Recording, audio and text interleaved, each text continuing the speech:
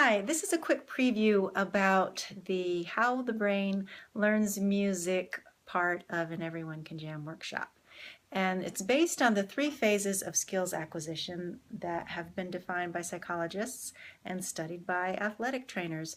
And it's important to remember that when it comes to playing music or playing football, the process of learning these skills is the same for the brain. It's the same process.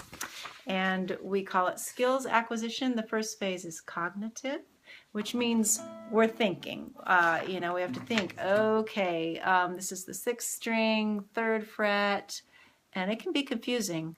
The 1st string, 3rd fret, like, wait a minute, which one's the 1st string? And that's all the thinking stuff.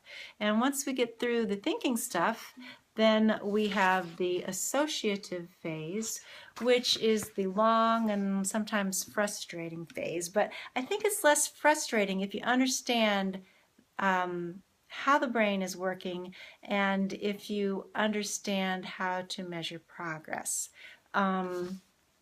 Let's see. So when you're in the associative phase, it takes lots and lots of repetition. And just think about your first golf lesson. If you don't hit the grass and you don't just swing through the air, if you actually whack the ball, that's considered success.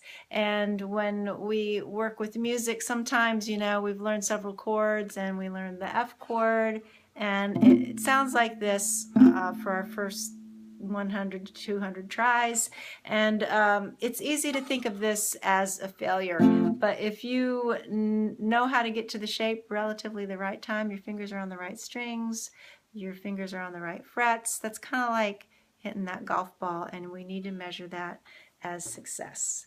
And so with music, just like with sports, you get through the cognitive phase, it's easier for your brain to know what to do with your fingers than it is for your brain to tell your fingers what to do.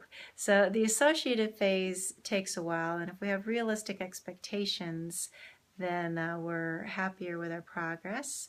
And then the magical one is the autonomous phase, and that's when we've done something so many times, it's in a deeper part of our brain, and it's kind of happening automatically, and we don't have to think about it, and then we can just feel it, and we get into the feeling part of making music, which is where the best part of making music happens.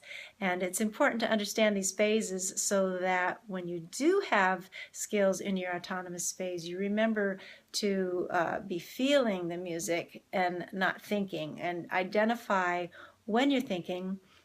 Sometimes you have to think, but if you're aware of that, then you can more readily switch back to feeling and laying down a good groove. So hope to see you in the workshop. Bye.